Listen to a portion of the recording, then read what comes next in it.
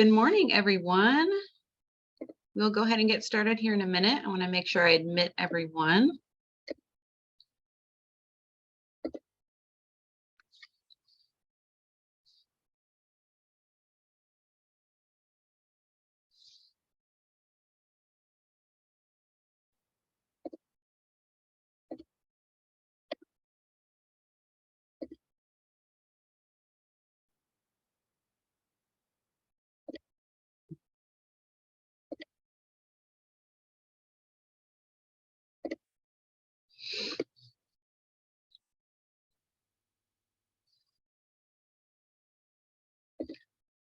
All right, we're going to go ahead and get started, and I will admit people as they join.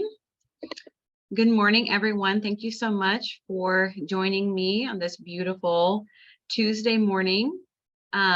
This is the Bidders Conference for the FY23 Trade School Grant Program. My name is Natasha Allen, and I am the Senior Director for Career and Technical Education here at the Illinois Community College Board. And this grant program is an initiative by Representative LaShawn Ford, intended to promote, excuse me, still trying to admit some people here. Okay. Intended to promote career pathway growth within the state. This is intended to be one-time funding, and it's more of a supporting startup costs for these types of programs.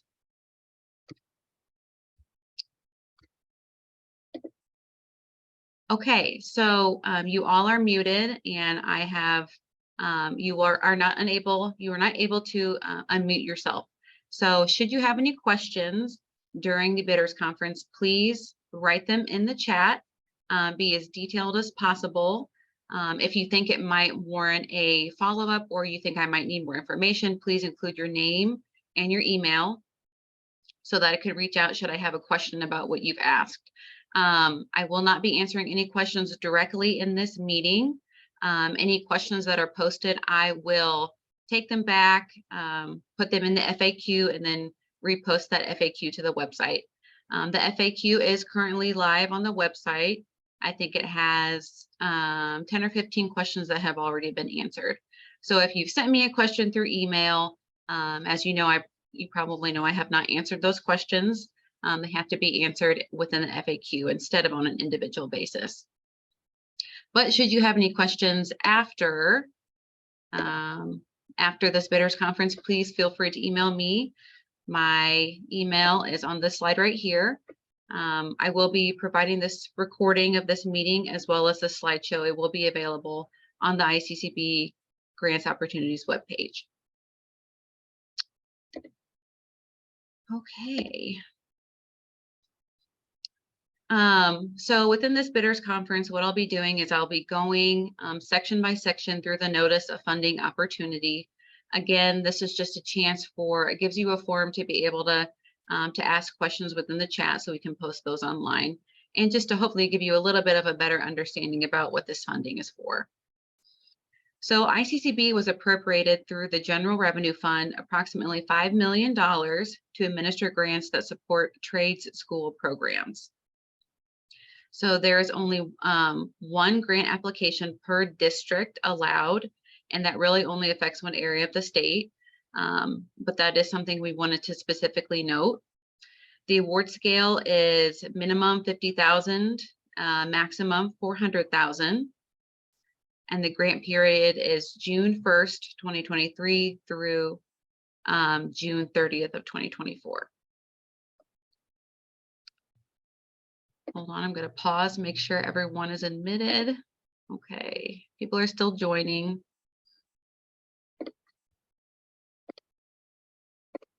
All right, so eligible applicants for this funding, community colleges within the state are the only eligible applicants for this funding. So if you are not part of a community college, this grant is not for you, and you don't want to waste your time being on this bidders conference. So the purpose of this grant is to provide access and strengthen pathways to careers in the trades for young adults, particularly those in underserved communities marked by high youth unemployment, low graduation rates, or other relevant indicators. And I have trades in quotes because, that's not really the vernacular we use anymore, but this is sort of, we're trying to reclaim the term instead of having a negative connotation around it. So trades, what do we mean specifically by that? Let's break it down a little bit. For the purpose of this grant, the trades are defined as technical occupations in the following 7 sectors: architecture and construction, energy, healthcare, information technology, manufacturing, STEM, and transportation, distribution, and logistics.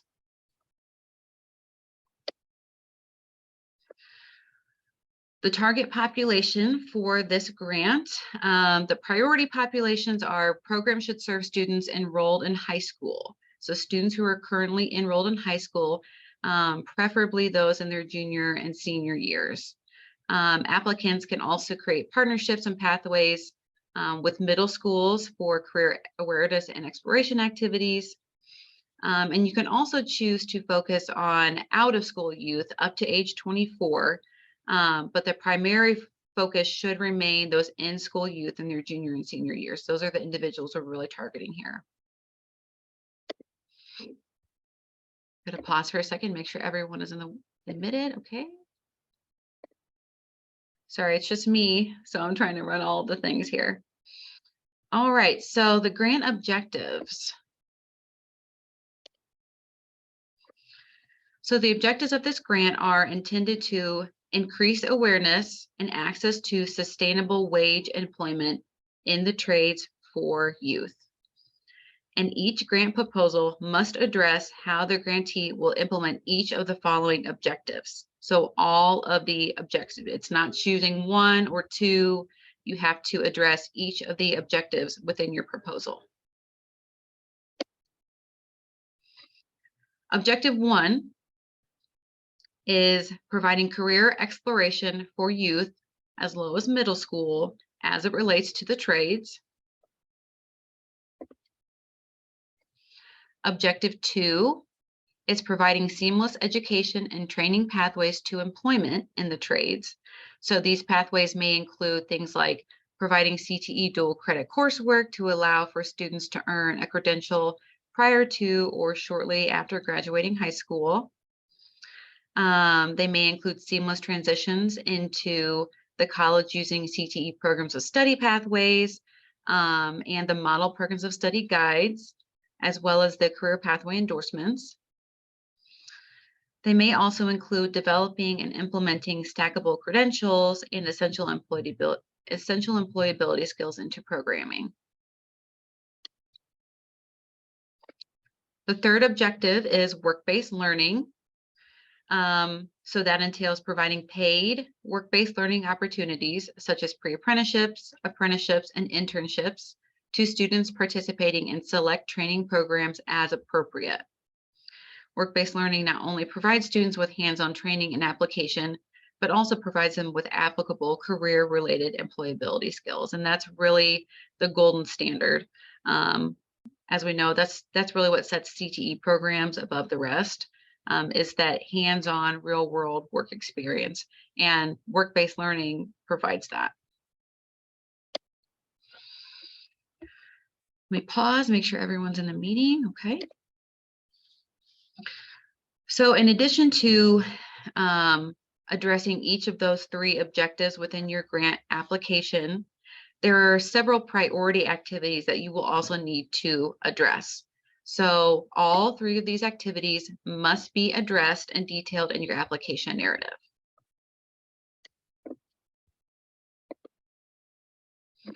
The first is engaging in partnerships. So applicants will be required to engage in partnerships with other entities that may strengthen the ability of students to transition and persist through training and employment. So there are required partnerships for this grant, and then we've listed other beneficial partners.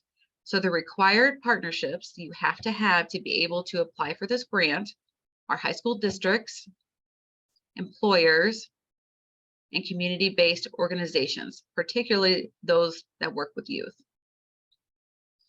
Other beneficial partners can include area career centers, workforce intermediaries, high school and college counselors and advisors, DEIA offices, career services, and CTE advisory committees.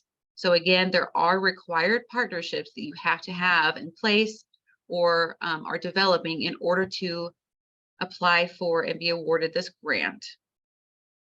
So keep those in mind, and we'll revisit that when we get into the application package itself. The second priority activity is developing and implementing career activities, which may strengthen career development and exploration, career planning, and understanding the world of work. So this may include work-based learning opportunities such as internships, pre-apprenticeships, and apprenticeships. So you can hit that priority activity goal by implementing the work-based learning.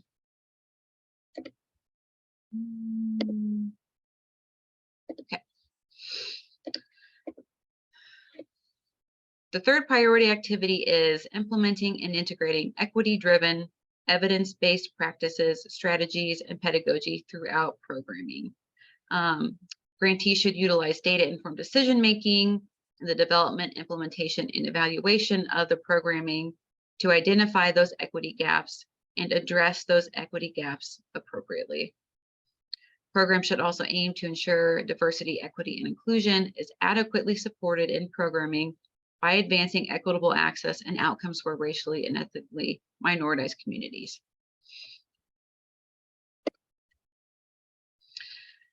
Okay, so the next 4 slides, I believe, are examples of allowable grant activities and allowable uses of funds.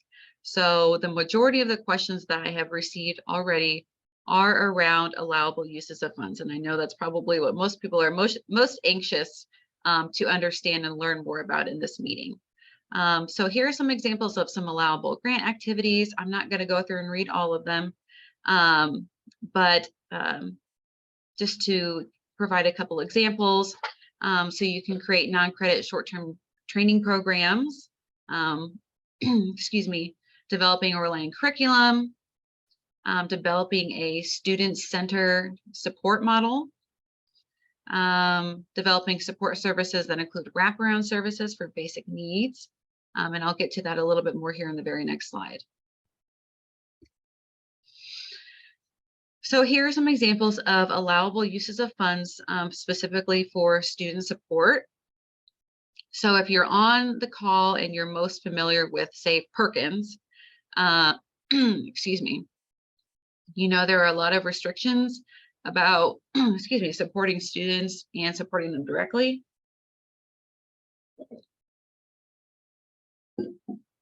So these state funds give you a lot more flexibility. So if you are familiar with the Innovative Bridge and Transitions Grant Program, and more recently, the PATH Grant Program. So you might recognize some of these allowable uses of funds. We're really wanting you to hone in on what is it that could possibly, what is going to stop your student from being successful? You know, I feel like lately I've really been hearing the adage, students are sometimes one flat tire away from dropping out. Like just that one expense can really be a make or break. So how can you really support and help your students? So these grant funds are really flexible, allows you to get creative. They're a lot less restrictive than some of the funding you might be used to. So again, I'm not going to read all of these, but some examples are stipends for students, childcare referral discounts and assistance, housing assistance, food assistance, Wi-Fi and computer access, transportation assistance. Of course, a lot of you are probably already familiar with that. So again, this is not an exhaustive list, but just a list to help get the blood flowing in your brain. Here are some allowable uses of funds for acceleration. So getting the students through the pathways. spending money on developing, implementing, and expanding dual credit pathways, stackable credentialing, utilizing non-credit programming, more nuanced things like competency-based education programs or prior learning assessment. So spending funds on those types of things. Okay.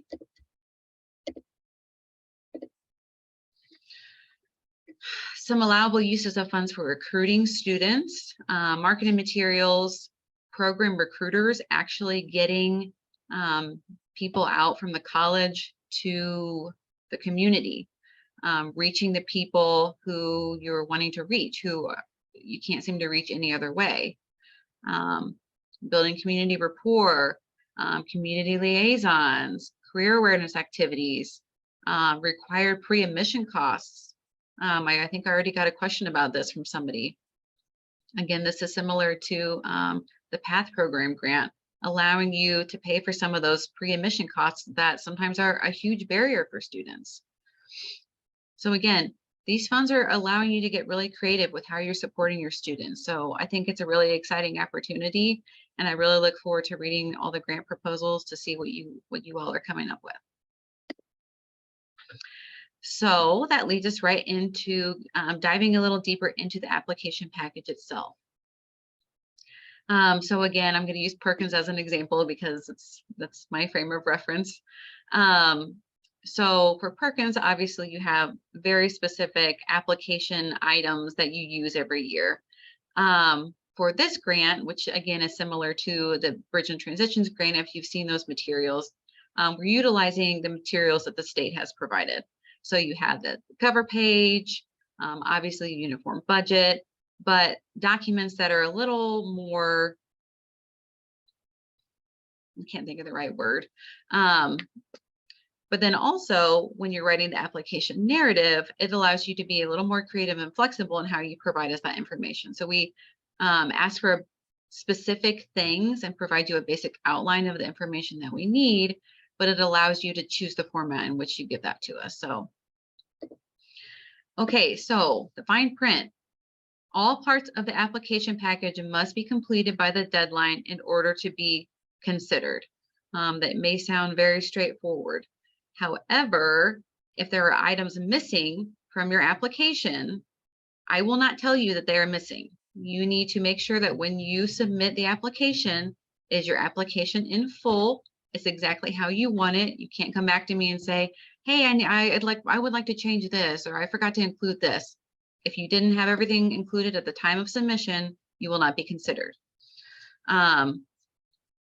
Applicants should ensure that all of the elements that are outlined in the application narrative and all the other components of the application are clearly addressed. If we specifically ask for something, it's for a reason. Please address that.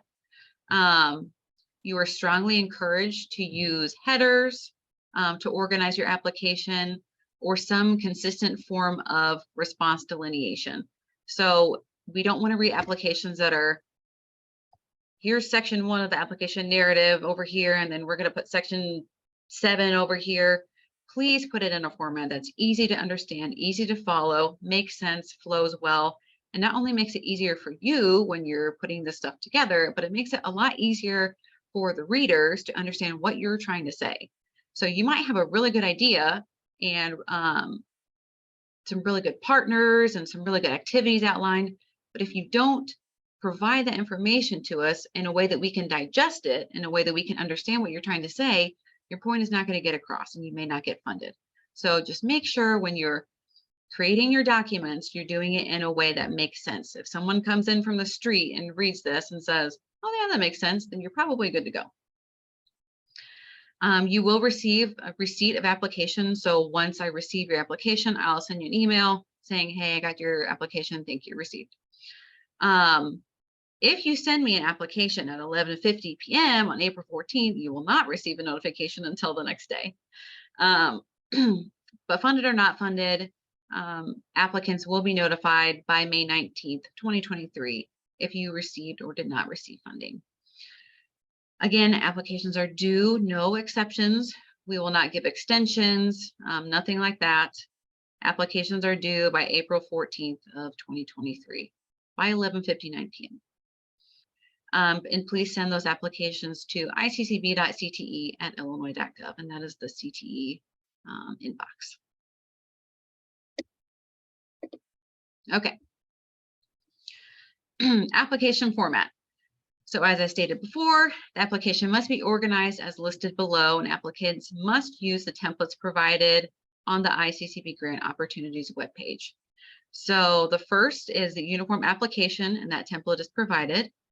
The second is the cover page and grant submission template. That template is also provided.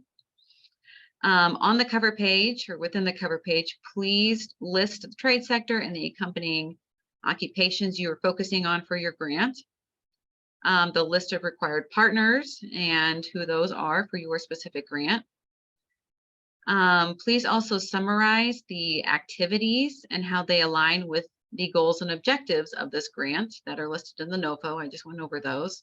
Please make this concise. I don't want this to be 2 pages long. You have plenty of room to detail your activities within the application narrative. So please just make this a summary. And if it's helpful to think about it in this way, we use these summaries to put out to the field or just within our agency. Sometimes our executive director asks for, hey, can you shoot me some summaries of what the grantees are doing for this specific grant? I want to share it out with the presidents or whoever. So that's a really easy way for us to say, okay, here's this nice summary the college already did. They vetted it. This is a good summary of the activities that they're proposing in their grant. So if you're writing it with the intention of someone from the outside is going to read this, I want to make sure this is concise but detailed. Think about it from that way. Also, please list the goals of your grant project and make sure that these are quantifiable. We want some numbers, which we'll be getting into a little bit here in the next couple slides. So the application narrative is the third component of your application, and there is not a template provided. This is the section that allows you to get a little more creative on how you provide us the information. The fourth component are letters of commitment. So we are requesting that any entities you are partnering with, the required partners, and then also any external partners, so like employers or anything like that, that you receive a letter of commitment from them. This shows us that you have thought through it, you've already reached out, they're already committed, as opposed to saying, yeah, we'll probably partner with this person, this, this entity, this employer, and then you're awarded the grant, and then you reach out at a later time, and it turns out that we don't want to do that. And then you're like kind of a sitting duck. So we want to make sure that you have thought through it and that these people are on board to help you out with your project. The final component of your application is the uniform budget, and that template is also provided on the website, and that is the uniform budget that you're probably all familiar with at this point.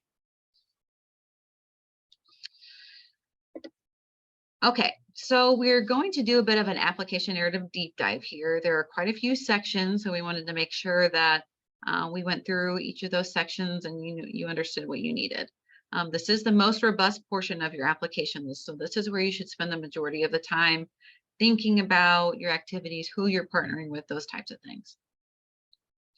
The information on the slide is sort of standard. I am not usually this nitpicky. But please do not make your narrative any more than 12 pages. If it's more than 12 pages, you're probably just rambling a little bit. Please make it concise yet detailed, quality over quantity, double-spaced, 12-point font. Again, I'm not really that picky, but it's sort of a standard issue at this point. And again, please make sure it's organized in a way that is easy to understand. So getting into the sections of the narrative, the first section is the statement of need. This is where you will tell us what population you are serving, just provide a description of that population. You should also be using data as evidence for why you selected that specific population. Please also identify here the trade sector or sectors, as well as the accompanying occupations that you'll be focusing on. I think someone else is trying to join. Let me make sure they're entered. Okay. The second section of the application narrative is where you'll list your overall project goals and your indicators of performance. So these are those numbers I was just talking about. So please identify the anticipated number of youths who will be engaged in this grant. And now that I'm thinking about it, I don't think I ever specified. So for this grant, when we say youth, we're talking 16 to 24. Age 16 to 24 is how we are defining youth for this grant. Please also provide the projected percentage of engaged youth who will participate in education and training. Provide the number or percentage of engaged youth who will participate in paid work-based learning opportunities. Identify the number or percentage of engaged youth who will become employed in the trade sector, or identify an intention to work in the trades. And please identify at least one other indicator of performance of your choosing.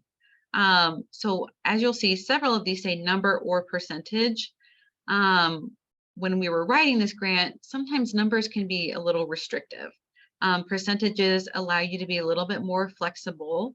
Instead of saying we'll have, 2 completers, could be great if you only have 2 participants. But if you say 2, it might not sound that great. And so that's where that percentage of individuals comes in. 50% of students, that could be 1, or that could be 70 students, you never know. So it gives you a little bit more flexibility there.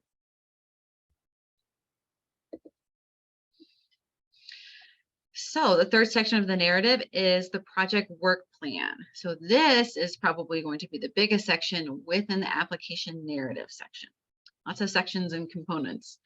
So within your project work plan, you'll clearly describe the project activities and the associated timeline for each activity to be carried out during the grant period. The activity should clearly relate to the goals of the grant. A chart or table is encouraged. I will say that I was one of the readers for the Bridge and Transition Grant. And whenever an applicant submitted a chart or a table within this section, the project work plan section, I found it very useful. It's a very visually appealing way to organize your thoughts and activities and your timelines. So just keep that in mind. So within your work plan, applicants should address how they will carry out the following activities: partnership development and engagement with the various required partners and any other partners of your choosing; career awareness and exploration activities for the selected trade sectors for the youth engaged; development and implementation of seamless education and training pathways; detailing your work-based learning opportunities; detailing your wraparound support services; and then any other activities that you've identified as priority. The fourth and fifth sections of your narrative. The fourth section is partnerships. This is more of a robust description of all the partnerships and the role each partner will play in the grant project. So again, those required partners are high school district or districts, employers, and community-based organization or organizations. I'm not going to read the encouraged partners because we already talked about that twice. Again, letters of commitment must be included for all external partners. And these letters do not count toward your total page count. So those completely separate. So don't worry about, I'm at 11 pages, all my information is great, but I have 4 letters of commitment. That's going to put me over 12 pages. Don't worry about that. Those are separate, because we need those in order to, again, make sure that all these partners are engaged. Section 5 is your desired project impact. So what impact do you want this grant project to have on your institution, the community, your employers, your students? Think about all those different components that you want your project to touch on, and detail that out for us. The last three sections are applicant capacity and effectiveness. Describe your capacity to execute this project fully, including a description of any previous experience you have in implementing a successful grant program of a similar nature. The next section is scalability and replicability. Describe how your project could be scaled or replicated by others in the state. You think of this as sort of like a best practice sharing. If your program works well, don't you want it to work well in other portions of the state? So, and that's one of those sections we don't grade too harshly on. We just want to make sure you're thinking about it and thinking in terms of your institution.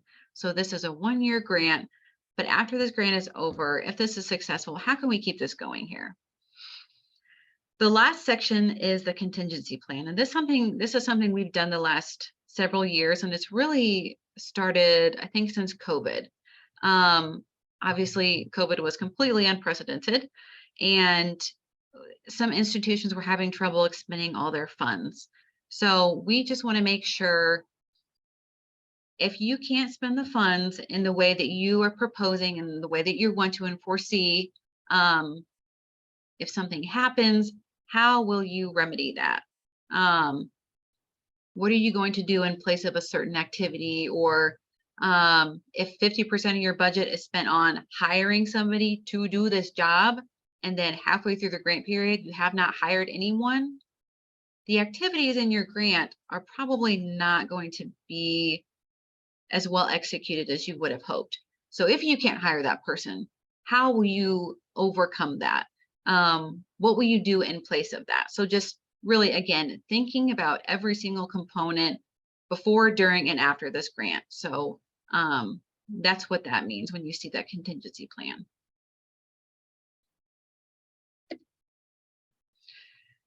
So we're almost at the end here of the presentation. Just really quickly want to go over the grant deliverables. So obviously you have to carry out the deliverables that you have proposed within your specific grant application. So you have to fulfill those activities. We want to see those numbers, percentages that we talked about, and the outcomes of those. You are required to submit programmatic and fiscal reports on a quarterly basis. This is new to probably no one. The reporting period is here for you. And then also participating in any required operational meetings or learning workshops. Right now, we don't have anything planned. We may do something on a quarterly basis or maybe halfway through the grant just to check in to see how things are going. But again, nothing is planned at this time. Participation in professional development and technical assistance is encouraged, but it's not a requirement. So, all right. I greatly appreciate you joining this bidders conference. I'm going to leave this open for probably about 5 minutes so you can finish any questions you have. Again, my email, and I will try to put that in the chat if I can. I don't know if I can in presenter mode. My email is natasha.allen, excuse me, @illinois.gov. Again, I will put this recording and this presentation slideshow onto the ICCB Grant Opportunities webpage. That is also where the FAQ is housed, that any questions that are asked in this meeting will be included onto that FAQ. Again, I appreciate your participation. I look forward to reading your grant applications, and have a great rest of your day, excuse me. And I'll leave this up for about 5 minutes. You can type your questions into the chat.